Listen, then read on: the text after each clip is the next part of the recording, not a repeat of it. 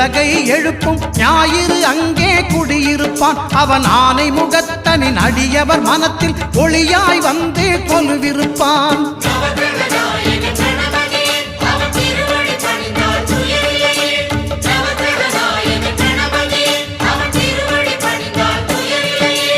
ஒன்பது கோளும் ஒன்றாய் காண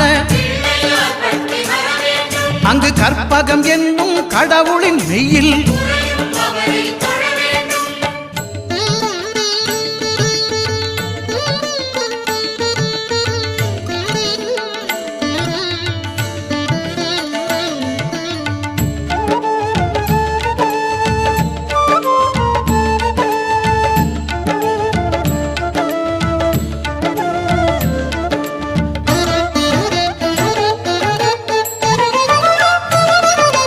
திங்கள் பகவான் திருமுகம் காண